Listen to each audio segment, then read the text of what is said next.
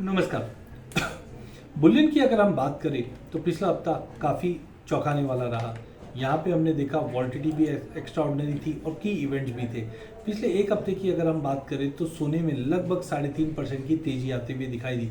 चांदी 4.5% की तेजी के साथ 2,26,000 के करीब पहुँच गया है। हाँ, चांदी ज़्यादा आउट परफॉर्म कर सकती है। क्यों? क्योंकि गोल्ड सिल्वर रेशियो में अब गिरावट आना स्टार्ट हो चुका है। जैसे हमने पहले भी कहा था कि गोल्ड सिल्वर रेशियो 72 के बियॉन्ड नहीं जाना चाहिए। अब वहाँ से मार्केट गिर रहा है, तो ये मान के चलिए अगले हफ्ते 10 दिन के अंदर चांदी में आउट परफॉर्मेंस रहेगा। क्योंकि इंटरनेशनल में भी हमने देखा कि जिस ढंग से डॉलर में गिरावट है, ये कहीं ना कहीं गोल्ड और सिल्वर दोनों को सपोर्ट कर रहा है। डॉलर इंडेक्स भी 101 के नीचे ट्रेड कर रहा है। साथ में रेट हाइक की एक पॉसिबिलिटी बन रही है, जिस ढंग से कच्चा तेल खास करके ब्रेंट $95 के ऊपर निकल गया है।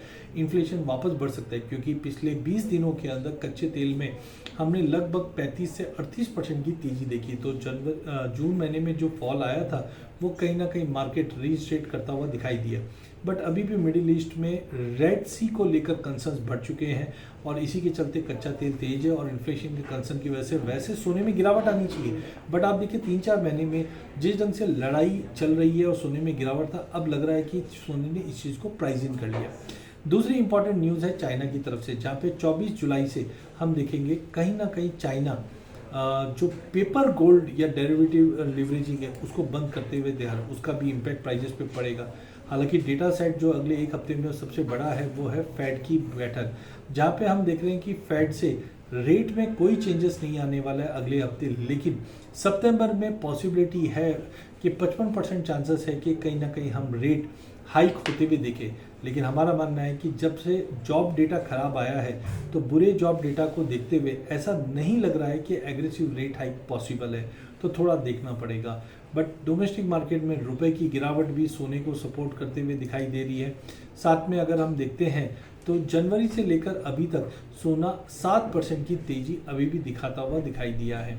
मेजर की इवेंट्स की अगर बात करते हैं तो यहाँ पे हम देख रहे हैं इंडियन गोल्ड मार्केट अभी भी डिस्काउंट में है। जिस ढंग से हम देख रहे हैं कि प्राइजेस के अंदर जो एक बीच में बढ़ोतरी आई थी उससे रुके हुए और टैरिफ में भी तेजी आई हुई है। तो ओवरऑल हमें लगता है कि गोल्ड अगला हफ्ता भी जो रहेगा वो पॉजिटिवली ट्रेड करता हुआ दिखाई देगा।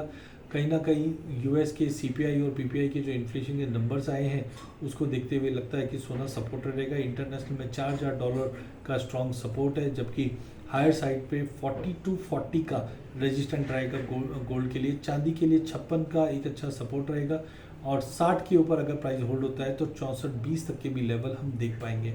कमिंग ऑन डोमेस्टिक साइड, यहाँ पे हम देख रहे हैं कि RSI 50 के ऊपर आने की तैयारी कर रहा है, जिसका मतलब है कहीं ना कहीं स्ट्रेंथ हम आते हुए देख पा रहे हैं। FOMC की बैठक सबसे इंपॉर्टेंट होने वाली है, जिसमें हमें एक क्लियर आइडिया मिलेगा कि आगे का आउटलुक क्या रहेगा। सपोर्ट की अगर हम बात करें तो डोमेस्टिक मार्केट में गोल्ड को 1,40,000 का सपोर्ट रहेगा, 1,47,000 के रजिस्टेंट रहेंगे।